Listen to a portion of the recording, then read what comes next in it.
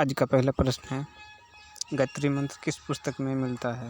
इसका answer B हो जाएगा ऋग्वेद में। इसका आंसर हो जाएगा बी ऋग्वेद में।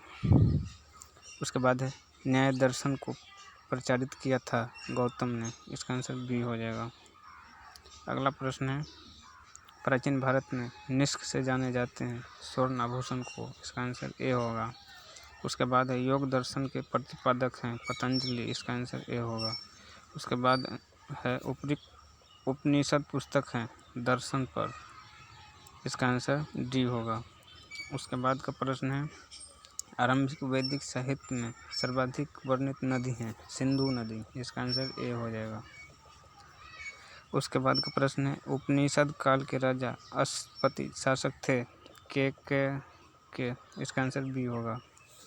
उसके बाद का प्रश्न है, अध्यात्म ज्ञान के विषय में नचिकेता और यम का संवाद किस उपनिषद से प्राप्त हुआ? इसका आंसर हो जाएगा कठोपनिषद में। सी होगा आंसर। अगला प्रश्न है, वैदिक नदी कुंभा का स्थान कहाँ निर्धारित होना चाहिए? अफगानिस्तान में। ए आंसर होगा इसका। उसके बाद का प्रश्न है, कपिल मुनि द्वारा प्रतिपादित दार्शनिक प्रणाली है पूर्ण मीमांसा। ए आंसर होगा इसका। उसके बाद का प्रश्न है, भारत में किस स्थान की खुदाई में लोहे के प्राचीनतम प्रमाण मिले हैं? इसका आंसर बी होगा अंतरजी खेरा में। अगला प्रश्न है, निम्नलिखित में से किसका संकलन ऋग्वेद पर आधारित है? सामवेद। इसका आंसर हो जाएगा सी।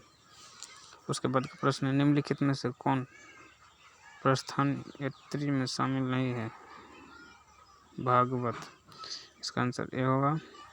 उसके बाद का प्रश्न है,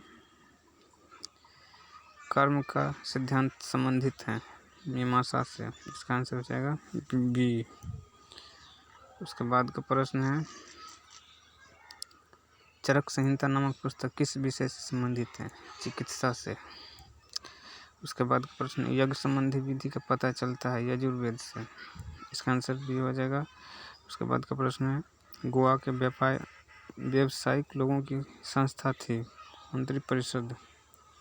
इसका आंसर हो जाएगा डी। अगला प्रश्न है, वैदिक युग में प्रचलित लोकप्रिय शासन प्रणाली थी गणतंत्र की।